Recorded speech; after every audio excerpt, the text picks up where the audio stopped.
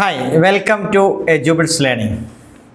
കഴിഞ്ഞ ദിവസം നിങ്ങൾ ഒരുപാട് ചോദ്യങ്ങൾ കേട്ടറ്റ് എക്സാമിൻ്റെ പെഡഗോഗി അല്ലേ, ചൈൽഡ് ഡെവലപ്മെൻറ്റ് ആൻഡ് പെഡഗോഗിയിൽ നിന്ന് നമ്മൾ സൈക്കോളജി എന്ന് പറയും. ഇതിൽ നിന്ന് ഒരുപാട് ചോദ്യങ്ങൾ നിങ്ങൾ ചെയ്തിട്ടുണ്ടാവും.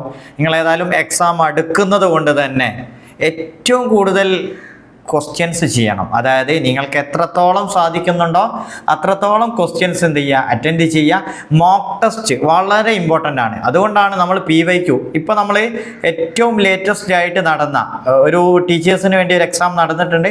അതിൻ്റെ തൊട്ട് മുമ്പ് നടന്ന കേട്ടറ്റ് എക്സാമിൻ്റെ ചോദ്യങ്ങളാണ് നിങ്ങൾക്ക് പ്രൊവൈഡ് ചെയ്യുന്നത്.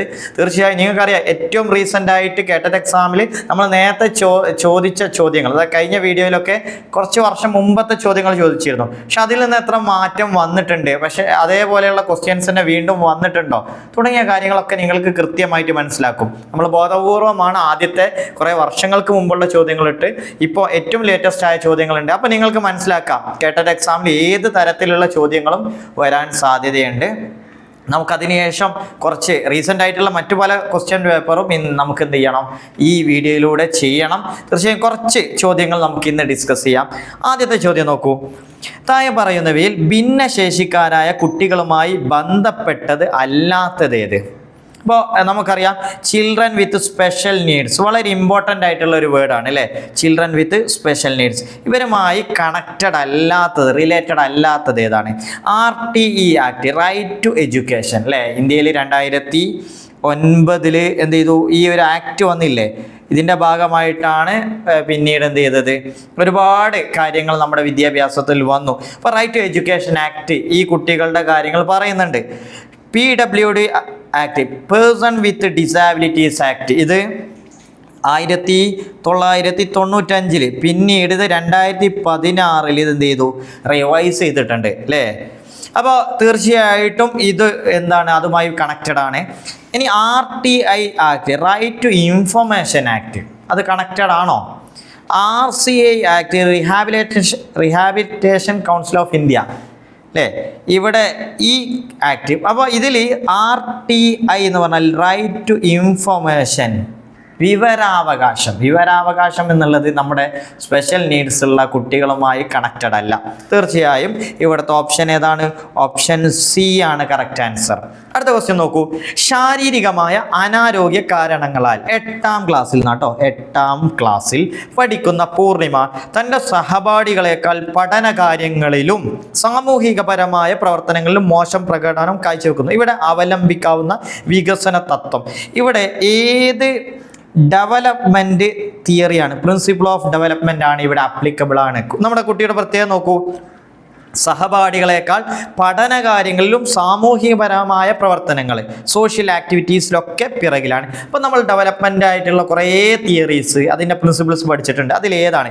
വ്യക്തി വ്യത്യാസ തത്വം, പ്രിൻസിപ്പിൾ ഓഫ് ഇൻഡിവിജ്വൽ ഡിഫറൻസ്, അതൊരു തത്വമാണ്. രണ്ടാമത് പ്രിൻസിപ്പിൾ ഓഫ് കണ്ടിന്യൂറ്റി, തുടർച്ചാ തത്വം. പ്രിൻസിപ്പിൾ ഓഫ് ഇൻ്റർ റിലേഷൻ അല്ലേ, ഇൻ്റർ റിലേഷൻ പരസ്പരം കണക്റ്റഡ് ആണ്. Principle of integration. അപ്പോൾ ഇതിൽ ഏത് തത്വമാണ് ഈ കുട്ടിയിലില്ലാത്തത്, അല്ലെങ്കിൽ ഏതുമായി ബന്ധപ്പെട്ടതാണ്? നമുക്കറിയാം പ്രിൻസിപ്പിൾ ഓഫ് ഇൻ്റർ റിലേഷൻ. എന്താണ് പ്രിൻസിപ്പിൾ ഓഫ് ഇൻ്റർ റിലേഷൻ? നമുക്കറിയാം the development of an individual is reflected through the balanced interrelation of all the aspects of life. അതായത് ഫിസിക്കൽ, അതുപോലെ തന്നെ മെൻ്റൽ, ഇങ്ങനെ ലൈഫിൻ്റെ ഓരോ ആസ്പെക്റ്റ് ഇത് എന്താണ്, പരസ്പരം ഇൻ്റർ റിലേറ്റഡ് ആണ്.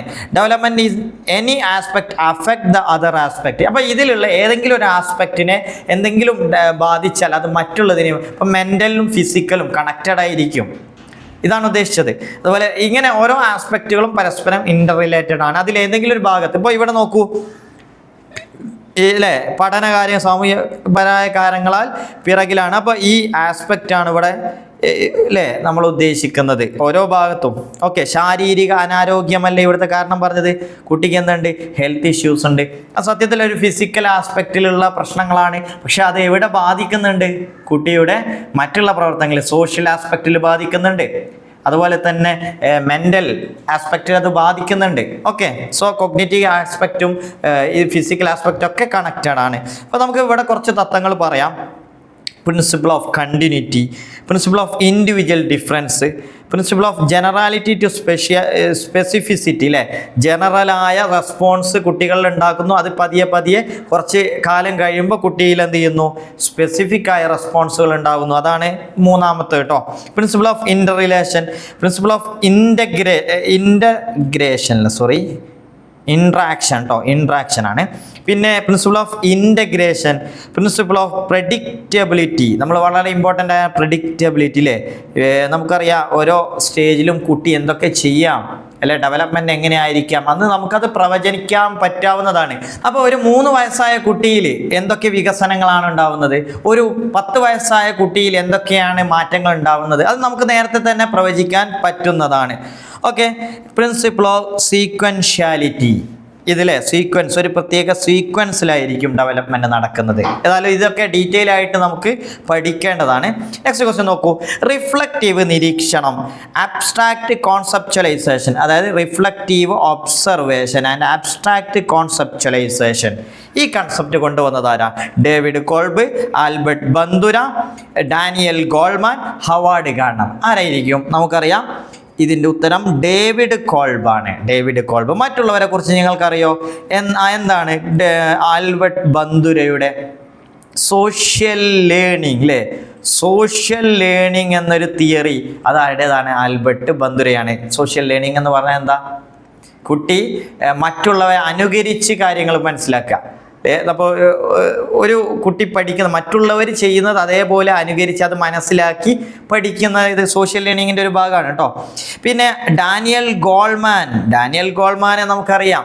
ആരാണ് ഡാനിയൽ ഗോൾമാൻ? ഇമോഷണൽ ഇൻ്റലിജൻസിൻ്റെ വ്യക്തിയാണല്ലേ, ഇമോഷണൽ ഇൻ്റലിജൻസുമായി കണക്റ്റഡ് ആയിട്ടുള്ള ആളാണ്. ഇനി നോക്കൂ, ഹവാർഡ് ഗാർണർ മൾട്ടിപ്പിൾ ഇൻ്റലിജൻസുമായിട്ട് കണക്റ്റഡ് ആയിട്ടുള്ള വ്യക്തിയാണ് ഹവാർഡ് ഗാർണർ. ഹവാർഡ് ഗാർണറൊക്കെ നമ്മളെല്ലാ ക്വസ്റ്റ്യനിലും വരുന്നതാണ്, അതുകൊണ്ട് അത് അറിയാത്തവരുണ്ടാവും, ഉടനെ പഠിച്ചു വെക്കണം കേട്ടോ. അടുത്ത ക്വസ്റ്റ്യൻ നോക്കൂ. ഒരു അധ്യാപന സാമഗ്രിയുടെ ഫലപ്രാപ്തി കുട്ടികളുടെ ശ്രദ്ധാശേഷി വർദ്ധിപ്പിക്കുന്നുണ്ടോ എന്ന് പരിശോധിക്കാനായി അവലംബിക്കാവുന്ന ഏറ്റവും അനുയോജ്യമായ മാർഗം താഴെ പറയുന്നവയിൽ ഏതാണ്?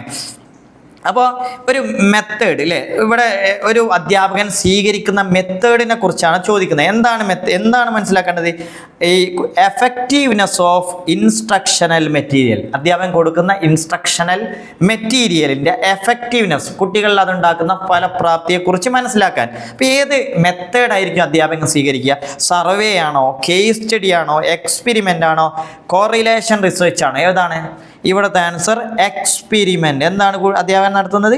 എക്സ്പെരിമെൻ്റ് ആണ് ഇത് മനസ്സിലാക്കാൻ വേണ്ടി അധ്യാപകൻ നടത്തുന്നത്. അഞ്ചാമത്തെ ക്വസ്റ്റ്യൻ നോക്കൂ. ഇന്ത്യയിലെ ചില വിദ്യാഭ്യാസ പരിഷ്കാരങ്ങളാണ് ചുവടെ കൊടുത്തിട്ടുള്ളത്. ഇത് ആൻസർ കീയിൽ അവിടെ തെറ്റായിട്ടാണ് കൊടുത്തിട്ടുള്ളത്. ഏതായാലും നമുക്ക് ഇതിൻ്റെ വർഷങ്ങൾ മനസ്സിലാക്കിയാൽ നമുക്കൊരു ഓർഡർ ഉണ്ടാക്കാമല്ലോ. നിങ്ങൾ നോക്കൂ, ഏതാണ്? ഇപ്പോൾ RTE ആക്ട് കൊടുത്തിട്ട്, RTE ആക്ട് നമ്മൾ നേരത്തെ പറഞ്ഞു 2009 അല്ലേ, 2009 ഈ ആക്ട് വരുന്നത്. ആക്ട് പാർലമെൻറ്റിൽ ഇതാക്കുന്നത്. ഞാൻ നേരത്തെ പറഞ്ഞു 1995 ഇതിൻ്റെ ഓക്കെ, ഇത് റിവൈസ് ചെയ്തതാണ് 2016 വരുന്നത്. നെക്സ്റ്റ് വരുന്നത് സെക്കൻഡറി എഡ്യൂക്കേഷൻ കമ്മീഷൻ. ഇതാണ് 1952 സെക്കൻഡറി എഡ്യൂക്കേഷൻ കമ്മീഷൻ, അതല്ലെങ്കിൽ മുതലിയാർ കമ്മീഷൻ അല്ലേ, Mudaliar commission. Program of action അതായത് 1992 1986 നാഷണൽ പോളിസി ഓൺ എഡ്യൂക്കേഷൻ അല്ലേ, 1986 നാഷണൽ പോളിസി ഓൺ എഡ്യൂക്കേഷൻ. ഇതിനെ റിഫൈൻ ചെയ്യാനും ഇതിനെ ഇംപ്ലിമെൻ്റ് ചെയ്യാനുമുള്ളൊരു പ്രവർത്തനമായിരുന്നു ഈ പ്രോഗ്രാം ഓഫ് ആക്ഷനിലൂടെ നടന്നിരുന്നത്. അത് 92. ഇപ്പോൾ നിങ്ങൾ നോക്കൂ, ഇതിൽ ആദ്യം വന്നിട്ടുള്ളത്? ആദ്യം സെക്കൻഡറി എഡ്യൂക്കേഷൻ കമ്മീഷൻ അല്ലേ, 3 ആദ്യം വന്നത്. പിന്നെ വരുന്നത് ഏതാണ് അല്ലേ? അടുത്തത് വരുന്നത് 4ാമത്തേതാണ്. 3, 4 അങ്ങനെ ഒരു ഓപ്ഷൻ ഇതിലുണ്ടോ? ഇല്ല. ഇതുകൊണ്ടാണ് ഈ ക്വസ്റ്റ്യൻ കഴിഞ്ഞ എക്സാമിന് അതെന്ത് ചെയ്തു, സ്കിപ്പ് ചെയ്തു, ഓപ്ഷൻ തെറ്റാണെന്ന് പറഞ്ഞിട്ട്. ഏതായാലും നമുക്കറിയാം, ഇതിൽ ഞാനിവിടെ അടയാളപ്പെടുത്താം. ഫസ്റ്റ് വരുന്നത് സെക്കൻഡറി എഡ്യൂക്കേഷൻ കമ്മീഷൻ, രണ്ടാമത്തെ വരുന്നത് പ്രോഗ്രാം ഓഫ് ആക്ഷൻ, തേർഡ് വരുന്നത് ഏതായിരിക്കും? ഇതാണ് തേർഡായിട്ട് വരുന്നത്. ഫോർത്ത് ആയിട്ട് വരുന്നത് RTE ആക്ട് ആയിരിക്കും. ഓക്കെ, ഇതാണ് കറക്റ്റ് ആൻസർ. ഓക്കെ, അങ്ങനെ ഒരു ഓപ്ഷൻ ഇതിലുണ്ടോ? അല്ലേ? ഇല്ല, വരുന്നില്ല അല്ലേ? വരുന്നില്ല. ഓക്കെ, 3 വരുന്നുണ്ട്, പക്ഷെ അടുത്തത് എന്താണ്? 4 വരേണ്ടത്, പക്ഷേ ഇവിടെ 2 വന്നത്. ഓക്കെ, ഏതായാലും നമുക്ക് അടുത്ത ക്വസ്റ്റ്യൻ. ഇതിൽ ഏതെങ്കിലും ഈ കമ്മീഷൻസ് ഒക്കെ പഠിച്ചു വെക്കണം കേട്ടോ. നിങ്ങൾക്കറിയില്ലേ, ഇപ്പോൾ ഏതാണ് ഫസ്റ്റ് ഒരു സ്വതന്ത്ര ഇന്ത്യയിൽ വന്നിട്ടുള്ള കമ്മീഷൻ? നമ്മൾ ഒക്കെ പഠിച്ചു വെക്കണം. യൂണിവേഴ്സിറ്റി എഡ്യൂക്കേഷൻ കമ്മീഷനിലെ 1948 ഉള്ള ഒരു കമ്മീഷൻ അല്ലേ, സർ രാധാകൃഷ്ണൻ്റെ കീഴിൽ. പിന്നീട് 52 ഈ സെക്കൻഡറി എഡ്യൂക്കേഷൻ കമ്മീഷൻ വന്നു. പിന്നെ 1964 നമ്മൾ ഒക്കെ പഠിച്ചിട്ടുള്ള കോത്താരി കമ്മീഷൻ. ഇന്ത്യയുടെ ഭാവി നിലനിൽക്കുന്നത് ഇവിടുത്തെ ക്ലാസ് മുറികളിലാണ്. ആ ഡയലോഗ് ഇമ്പോർട്ടൻ്റ് ആണ്. പിന്നെ ഒരുപാട് എഡ്യൂക്കേഷൻ കമ്മീഷൻ വന്നു. അവസാനം 2020 ന്യൂ എഡ്യൂക്കേഷൻ പോളിസി. അതുകൂടി നിങ്ങൾ മനസ്സിലാക്കി വെക്കുക. അടുത്തത് സർഗാത്മകതയെ സംബന്ധിച്ച 2 പ്രസ്താവനകളാണ് കൊടുത്തിരിക്കുന്നത്. സർഗാത്മകത അതായത് ക്രിയേറ്റിവിറ്റി, അത് പഠനത്തിൽ നിന്ന് ലഭിക്കുന്ന ഒരു പെരുമാറ്റ രീതി മാത്രമാണ്. Creativity is a learned behaviour only. പഠിച്ചുണ്ടാക്കുന്നതാണോ ക്രിയേറ്റിവിറ്റി? അല്ലേ? സർഗാത്മകത അല്ല, ഒരിക്കലും പഠിച്ചുണ്ടാക്കുന്നതല്ല, അത് ഉണ്ടായിരിക്കും, കുട്ടിയിൽ ഉണ്ടാകുമോ. പിന്നെ നെക്സ്റ്റ് നോക്കൂ, creativity and intelligence are directly proportional. Creativity and intelligence കുറഞ്ഞാൽ ക്രിയേറ്റിവിറ്റി അല്ലേ കുറയോ? അപ്പോൾ ഇതും ഈ 2 സ്റ്റേറ്റ്മെൻറ്റും ശരിയാണോ തെറ്റാണോ എന്ന് നോക്കേണ്ടത്. നമുക്കറിയാം 2 സ്റ്റേറ്റ്മെൻറ്റും തെറ്റാണ്. So both statements are wrong. ഇതാണ് ഇവിടുത്തെ ആൻസർ. 2 പ്രസ്താവനകളും തെറ്റാണ്. നമുക്കറിയാം ഈ ക്രിയേറ്റിവിറ്റിയെ കുറിച്ച് പറയുകയാണെങ്കിൽ the relationship between creativity and intelligence is positive. നമുക്ക് പറയാം എന്ത്? 2 പോസിറ്റീവാണ്. അതായത് ഉദാഹരണത്തിന് ഒരു കുട്ടിയിൽ ക്രിയേറ്റിവിറ്റി ഉണ്ടെങ്കിൽ ഹൈ എബിലിറ്റി ഓഫ് ഇൻ്റലിജൻസ് അല്ലേ, ഒരു ക്രിയേറ്റിവിറ്റി ഉള്ള കുട്ടിയിൽ നല്ല എബിലിറ്റി ഉണ്ടാവും, തീർച്ചയായും അത് പോസിറ്റീവായ ഇൻ്റലിജൻസിൻ്റെ ഭാഗം തന്നെയാണ്. പക്ഷേ നമ്മൾ മനസ്സിലാക്കേണ്ടത് intelligence does not ensure creativity. ഒരു കുട്ടി നല്ല ഇൻ്റലിജൻ്റ് ആയിട്ടുള്ള കുട്ടിയാണ്, പക്ഷേ അവനിൽ ക്രിയേറ്റിവിറ്റി ഉണ്ടാവണം നിർബന്ധമൊന്നുമില്ല. അതേ സമയത്ത് ഒരു ആവറേജ് കുട്ടിയിലും എന്തുണ്ടാവും? നല്ല ക്രിയേറ്റിവിറ്റി ഉണ്ടാവും. അതാണ് നിങ്ങൾ മനസ്സിലാക്കേണ്ടത്. ആവറേജ് ആയ ഒരു കുട്ടിയിലും നല്ല ക്രിയേറ്റിവിറ്റി ഉണ്ടാവും. അതേ സമയത്ത് മറ്റൊന്ന് മനസ്സിലാക്കേണ്ടത്, ക്രിയേറ്റിവിറ്റി കൂടിയ കുട്ടികളിൽ ഇൻ്റലിജൻസ് ഉണ്ടാവും, പക്ഷേ ഇൻ്റലിജൻസ് കൂടിയ കുട്ടിയിൽ ക്രിയേറ്റിവിറ്റി ഉണ്ടാവണമെന്നില്ല. അതായത് ഇത് കോറിലേറ്റഡ് ആണ്, പരസ്പരം റിലേറ്റഡ് ആണ്, പക്ഷേ എന്തല്ല? ഡയറക്ട്ലി പ്രൊപ്പോർഷൻ അല്ല. Next, creativity test involve divergent thinking. നമുക്ക് മനസ്സിലാക്കാം, ഈ ഡൈവേർജന്റ് തിങ്കിങ് എന്ന് പറഞ്ഞാൽ ഔട്ട് ഓഫ് ദി ബോക്സ്. എന്താ ക്രിയേറ്റിവിറ്റി ശരിക്ക്? അല്ലേ, ഒരു കാര്യം, ഒരു പ്രോബ്ലത്തെ പല രീതിയിലൂടെ ചിന്തിച്ച് അതിനെ സോൾവ് ചെയ്യാം. അപ്പോഴാണ് ക്രിയേറ്റിവിറ്റി വർക്ക് ചെയ്യുന്നത്. അപ്പോൾ out of the box thinking, divergent thinking എന്ന് പറയുന്നത് ക്രിയേറ്റിവിറ്റിയുടെ ഭാഗമാണ്. അതേ സമയത്ത് ഇൻ്റലിജൻസിൽ എന്താണ്? Convergent thinking. നമ്മൾ കൺവെൻഷനൽ ആയിട്ടുള്ള ഒരു തിങ്കിങ് രീതിയാണ് അവിടെ ഉണ്ടാവുന്നത്. ഇനി നെക്സ്റ്റ് ക്വസ്റ്റ്യൻ നോക്കൂ. ഗണിതപരമായി മെച്ചപ്പെട്ട കഴിവുകൾ ഉള്ളതിനാൽ ശാസ്ത്ര വിഷയങ്ങളിൽ മെച്ചപ്പെട്ട പ്രകടനം കാഴ്ചവെക്കുന്ന ഒരു കുട്ടിയുമായി ബന്ധപ്പെടുത്താവുന്നത്. ഈ കുട്ടിക്കുള്ള കഴിവ് എന്താണ്? മാത്തമാറ്റിക്കൽ സ്കിൽ ഉണ്ട് അല്ലേ. അപ്പോൾ ഈ കുട്ടിയിൽ ഈ കണക്റ്റഡ് ആയ ഒരു കാര്യം പറയുന്നത് സയൻസും, ആ കുട്ടി സയൻസിൽ ഭയങ്കര ഉഷാറാണ്, കാരണം മൂപ്പര് മാത്തമാറ്റിക്സിൽ ഭയങ്കര ഉഷാറാണ്.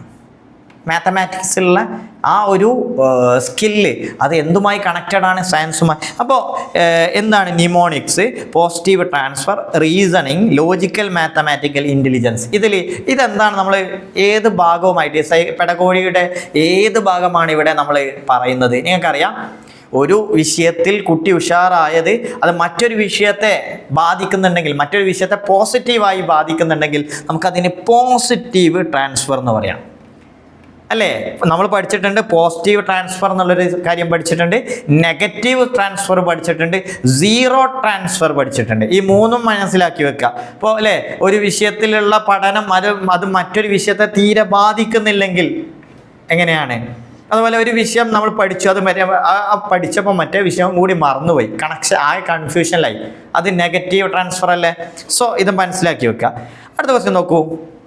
ചേരും പടി ചേർക്കുക.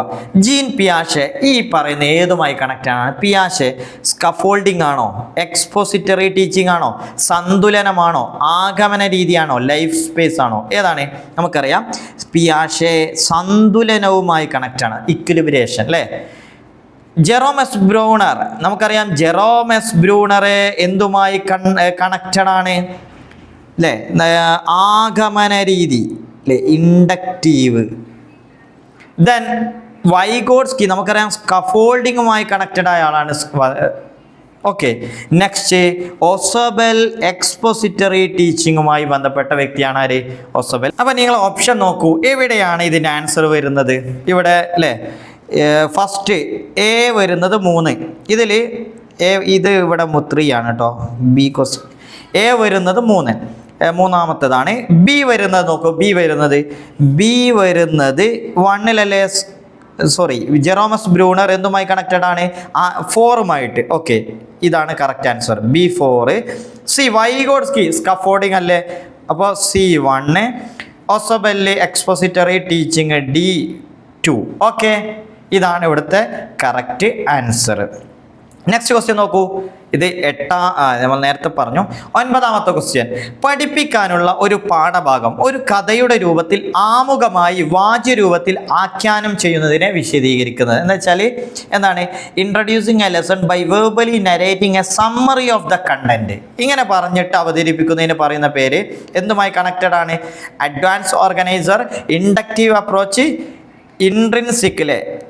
Intrinsic motivation, inquiry training. എന്താണ് ശരിക്ക് എന്താണ്? നമ്മളൊരു കഥയുടെ രൂപത്തിൽ അവതരിപ്പിക്കുക അല്ലേ?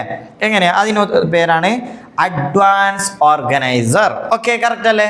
അടുത്തത് 10ാമത്തെ, ഇതിലെ അവസാനത്തെ ചോദ്യം. ഇനി ബാക്കിയുള്ള 20 ചോദ്യങ്ങൾ നമുക്ക് ഡിസ്കസ് ചെയ്യാം. നെക്സ്റ്റ് വീഡിയോ കാണണം. 10ാമത്തെ ചോദ്യം നോക്കൂ, വ്യക്തിത്വ വികാസത്തിൽ ഡൈനാമിക് ഘടകങ്ങൾക്ക് പ്രാധാന്യം നൽകുന്ന സിദ്ധാന്തം അറിയപ്പെടുന്നത്?